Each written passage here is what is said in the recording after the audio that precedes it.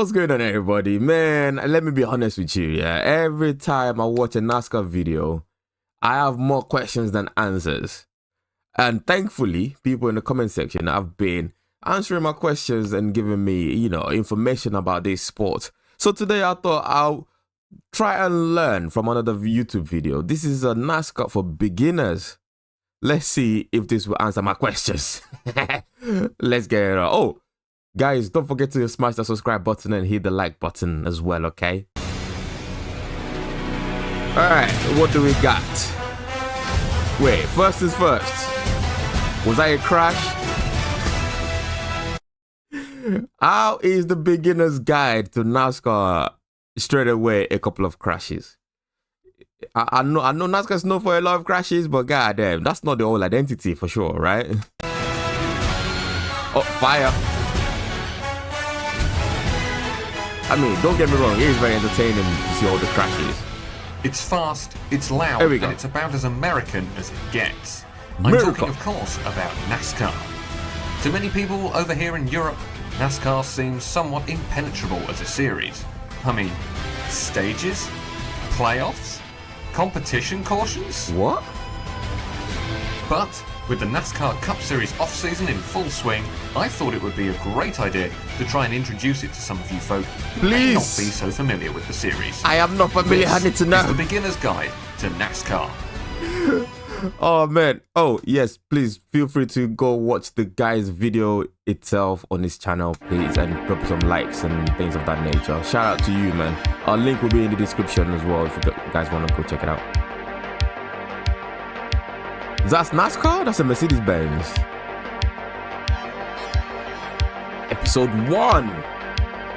Oh wow. Also, it's gonna do different sports. Okay. All right. We are episode 1, NASCAR. The NASCAR Cup Series held its first race on June the 19th, 1949 in Charlotte, North Carolina, which makes it officially older than Formula One. Yep. Since then, a lot has changed in the sport, going from nearly showroom fresh street cars that still had the bench seats and the AM radios installed, all the way to today's high-tech space frame chassis monsters.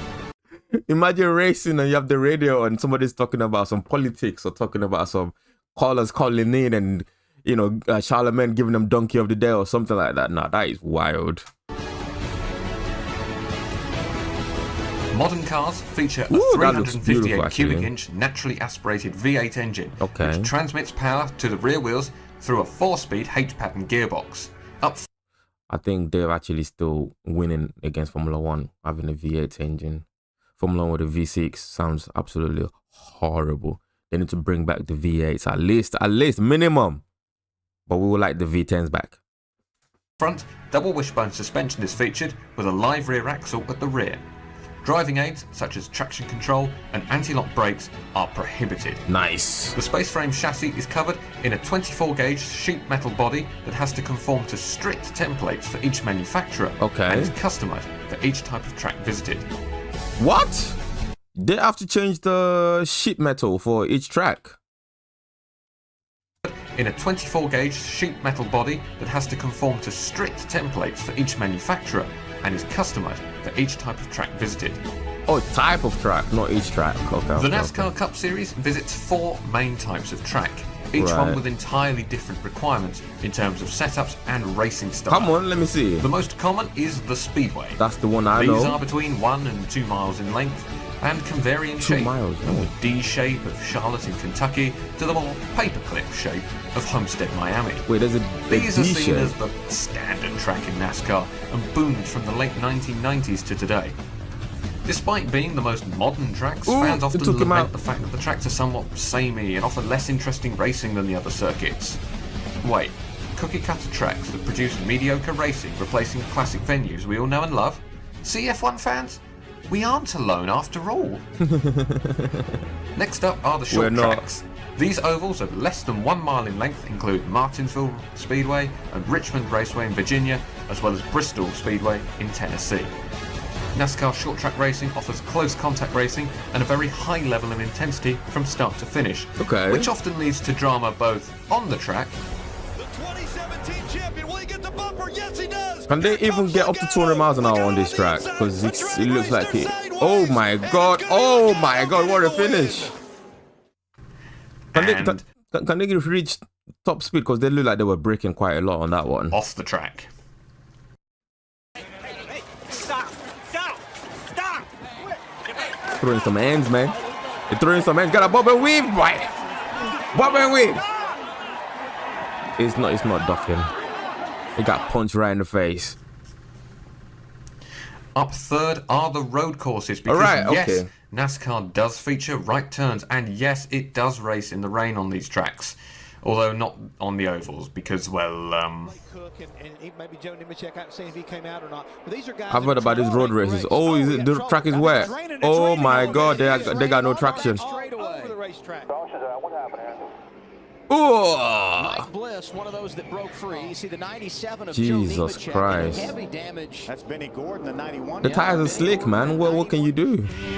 Derived road courses like the ones at Daytona and Charlotte, as well as the likes of there we go. Glen, Sonoma Raceway, and as of 2021, the Circuit of the Americas.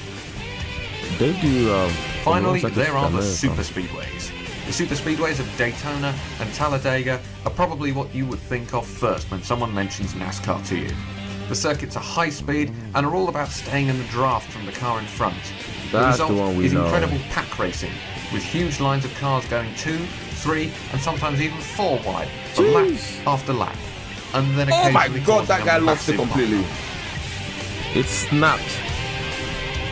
Well, what I was expecting is like a view of this road courses. I thought it might show a video of it because I've not actually seen. Have I seen it? I might have seen it in a game or something, but I didn't realize it was NASCAR. On a side note, you may notice something different about the cars when they compete on the short tracks. On ovals over 1.3 miles in length, the cars will run at 550 brake horsepower and have a large rear spoiler. Right. At 8 inches tall, it is so high that at the top a transparent section has to be included so that the drivers can see something other than their own car in their rearview mirror. This large spoiler creates lots of drag and aids drafting and overtaking at the bigger tracks. That's interesting. In contrast, at the short tracks, the rear spoiler is reduced to 2 3/4 inches in height, and power is increased to 750 brake horsepower to ensure that dirty air doesn't become an obstacle to good. Short track, more power. Long track, less power. Makes kind of sense. I don't know. I don't know racing about that. at the tracks without the large straights to allow for drafting. Right then, with that out of the way, it's finally time to throw the green flag and start the race. If you're coming straight from watching Formula One, it's worth remembering that the excitement in the race tends to be the reverse of Formula One's. The most exciting laps tend to be right towards the finish, so just settle in and enjoy for now. Oh, okay. Because Formula One, what you tend to do these days is you watch the start, everybody crashes out in the first corner, and it's amazing. They do a replay for like next 10 laps while they're clearing up all the mess. And then everybody settles into the race and gaps begin to open up. Then you go for a break. You go for a break and keep your ears open just in case somebody does something crazy. And then you come back for the end. That's what Formula One is like lately. So in this other way, it sounds like there's not much happening at the start. It's just the ending that you get all the action. I'm down with that. Okay, so we're a short way into the race. The order has settled for the time being, and what's this? A caution. Is there rain on our speedway? What's that? No. Is there debris around? No. Has a car crashed somewhere? Nope. So what is it? This is a competition caution. What does that mean? The competition caution has been seen a lot through 2020 thanks to the scrapping of qualifying and practice sessions. But in a normal race, it is only really thrown. There's no qualifying and there's no practice session? What happens? They just dump everybody onto the track and say, go? How do you know where to start? If there's been a change in the track conditions since qualifying, usually brought about by overnight rain. It allows the teams to come in and adjust the setups of their cars to suit the new conditions and to change tyres. Ordinarily, cars would lose a lap to the leader in most tracks if they pitted under green flag conditions, so teams would be hesitant to come in and make the changes. Under all cautions, the first car that is a lap down is allowed to unlap itself. Ooh, that's a lot of fuel. Known as the free pass. Okay. So, the caution period's all sorted, and it's almost time for the restart. On the final lap, under caution, the choose cone comes into effect. Huh? This is a painted V-shape on the track, just after the start-finish line. Drivers will need to make a tactical choice on whether to take the preferred racing line on the restart, or take the worst he's line, talking about but this. perhaps start in a higher position as a result. It's only a minor rule introduced in 2020, but so far it's actually really mixed up the running order and produced quite a lot of excitement on the restarts. Now, every motorsport fan around the world has experienced the same conversation with someone at some point in their lives. You know, the one that usually comes to an abrupt end when the other person says something like, I don't know, I only watch the first and last laps because they're the only interesting ones. That's literally what I just said. Well, a few years ago in a NASCAR meeting in some swanky hotel, no doubt, they were having a big discussion about that exact thing. So, how do we get people to watch more of the race if they're only interested in the first and last laps? I know, you've just got to have more of them first laps and last laps, ain't you? So what, they're going to have restarts? If you excuse me, I'm off to the bar on the company credit card. Wait, that's absolutely genius! Jenkins, you're a madman! I love you!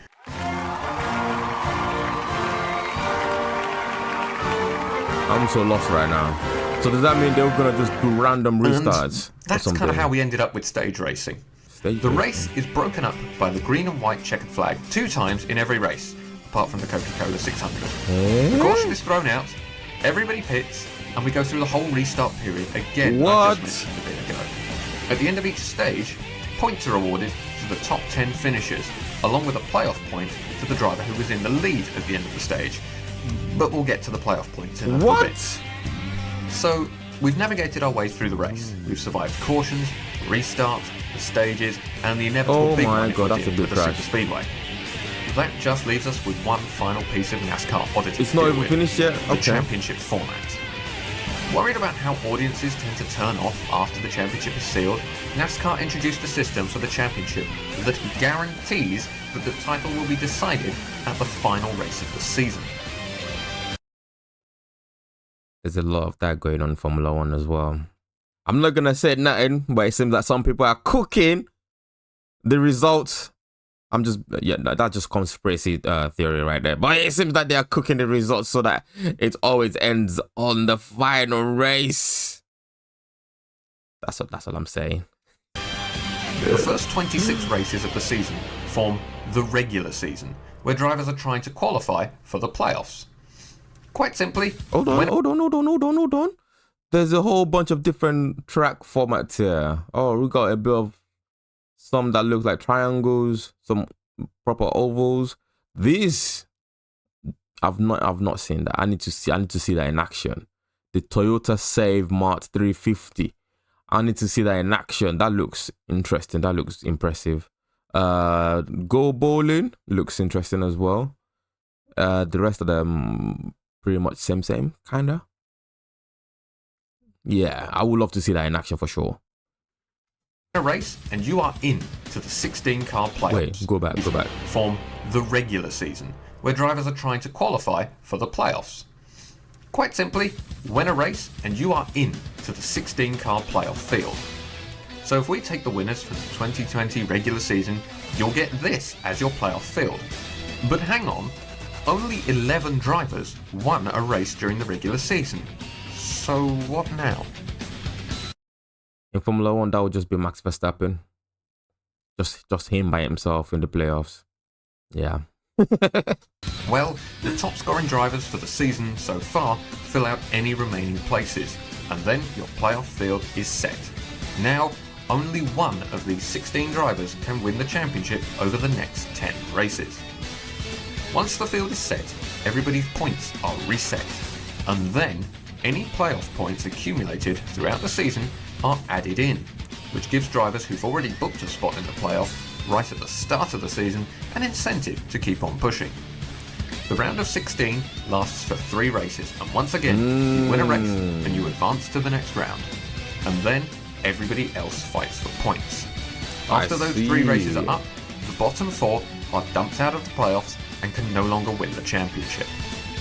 We repeat this after another 3 races, and then again, and so on, until 4 drivers are left ahead of the final race of the season. 4 drivers in a race. 4 drivers finishes highest up the order is your NASCAR Cup Series champion.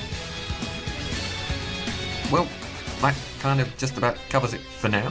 I hope you enjoyed our little stateside journey together.